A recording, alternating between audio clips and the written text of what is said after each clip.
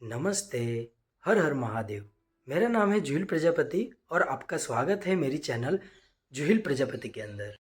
मित्रों, हमने अगले वीडियो में देखा कि महाराणा उदय सिंह का चित्तौड़ अकबर ने कैसे जीता था। चित्तौड़गढ़ हारने का आघात उदय सिंह को बहुत ज़्यादा लगा था। उसी में उनकी तबीयत खराब हो जाती है और तबीयत इतनी खराब हुई कि उनका अवसान हो जाता है। महाराणा उदय सिंह के अवसान के बाद महाराणा प्रताप का राज्याभिषेक होना था। लेकिन दोस्तों, महाराणा उदय सिंह की तीसरी पत्नी रानी धीरजबाई, उन्होंने एक षड्यंत्र रचा और षड्यंत्र ऐसा रचा कि उनके पुत्र जगमाल को महाराणा घोषित कर दिया। मित्रों, ये षड्यंत्र क्या था, इसके बारे में मैंने इस वीडियो में बताया है। अगर वीडियो अच्छा लगे तो वीडियो को लाइक, चैनल को सब्सक्राइब और कमेंट जरूर करें। हर हर महादेव। अगले वीडियो में मैंने अकबर ने चित्तौड़गढ़ को कैसे जीता था उसके बारे में बताया था। इसके बाद क्या हुआ वो जानने के लिए वीडियो को बिना स्किप करे पूरा देखें। अगर आपको ये वीडियो अच्छा लगे तो वीडियो को लाइक करें, शेयर करें। अब मैं आपको आज के वीडियो में बताऊंगा प्रताप सिंह के राज तिलक के बारे में। दोस्तों, प्रताप सिंह के राज तिलक में कई सारी मुश्किलें आई, क्योंकि आपको पता होगा कि उदय सिंह की 20 रानियाँ थी। सभी के मन में अपने अपने पुत्रों को राजगद्दी पे बिठाने की तीव्र इच्छा थी, परंतु उस समय सबसे बड़े पुत्र को ही राजगद्दी मतलब कि दोस्तों महाराणा घोषित करने की प्रथा थी। ऐसे में आप भी सोच सकते हो कि कितने षड्यंत्र किए होंगे। उसमें से एक षड्यंत्र के बारे में मैं आपको बताऊंगा। उसे जानने के लिए ये वीडियो बिना स्किप करे पूरा देखें।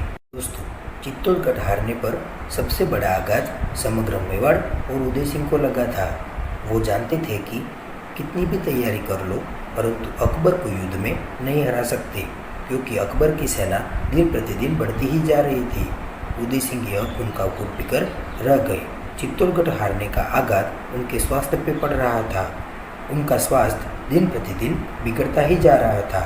इस समय कहा जाता है कि उनके पास उदय सिंह की तीसरी रानी धीरजबाई भटियाणी, जो उदय सिंह की सबसे प्रिय रानी थी, वो उनके पास थी। इसी का फायदा उठा के धीरजबाई ने अपने पुत्र जगमाल को महाराणा बनाने के लिए षड्यंत्र करना आरंभ कर दिया। रानी धीरजबाई ने कई सामंतों को अपनी तरफ कर लिया था और दोस्तों, अब उदय सिंह की तबीयत बहुत खराब हो गई और 28 फरवरी 1572 को उनको सीने में दर्द होने के कारण उनका अवसान हो गया। इसी समय उनके पास रानी धीरजबाई थी। इसी का फायदा उठा के धीरबाई ने एक पत्र लिखवाया जिसमें कुंवर जगमाल को महाराणा बनाया जाए ऐसा लिखा हुआ था, और इसी पत्र में मेवाड़ की मोहर भी लगाई हुई थी, जिसे किसी को शक न हो। दोस्तों, अब एक बार फिर से मेवाड़ में शोक का वातावरण था।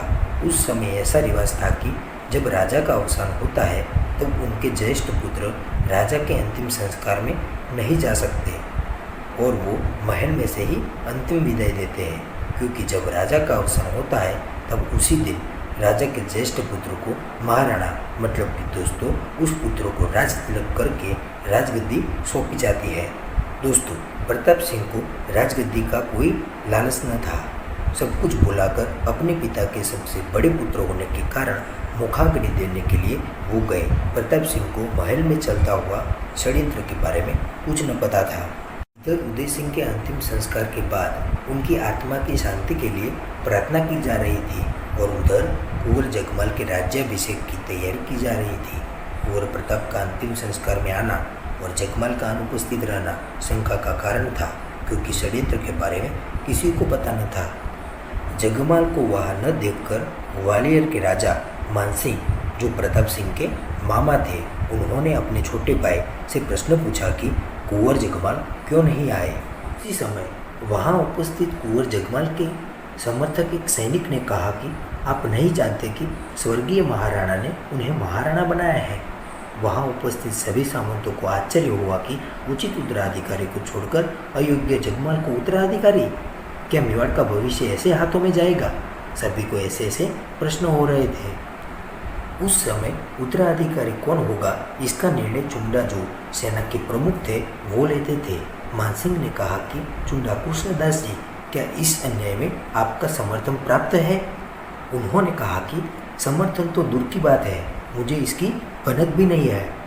मेरे और राणा उदय सिंह के बीच ऐसी कोई बात नहीं हुई। यदि राणा उदय सिंह कुंवर जगमल को उत्तराधिकारी बनाते तो चुंडा कृष्णदास जी से जरूर चर्चा करते। इसीलिए सबको शंका होने लगी कि रानीवास में जरूर कोई षड्यंत्र हुआ है और छल से उत्तराधिकारी के कागज पर मोहर लगा दी गई है। दोस्तों, ऐसा कहा जाता है कि इस षड्यंत्र के बारे में प्रताप सिंह को पहले से ही पता था, लेकिन वो अपने परिवार में शक और झगड़े का वातावरण नहीं करना चाहते थे।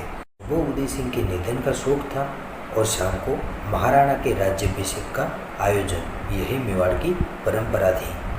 दोस्तों, वहाँ जगमल अपने भाइयों और उनके समर्थकों की सहायता से सिंहासन पर बैठा था और सामने उदय सिंह के दूसरे पुत्र बैठे थे।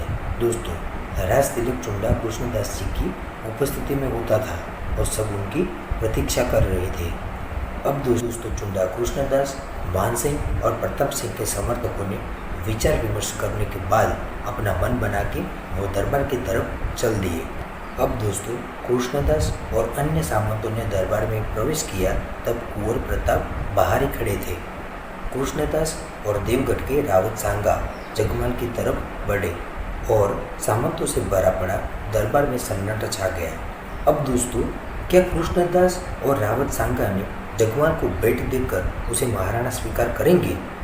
अब आगे क्या होगा वो जानने के लिए मेरे साथ जुड़े रहे। अगर हाँ दोस्तों, ये वीडियो आपको पसंद आया हो तो वीडियो को लाइक करें, शेयर करें। दोस्तों, चैनल को सब्सक्राइब करें और बेल आइकन को जरूर दबाएं, जिससे मेरी वीडियो सबसे पहले आपको मिले। जय हिंद, जय भारत, भारत माता की जय।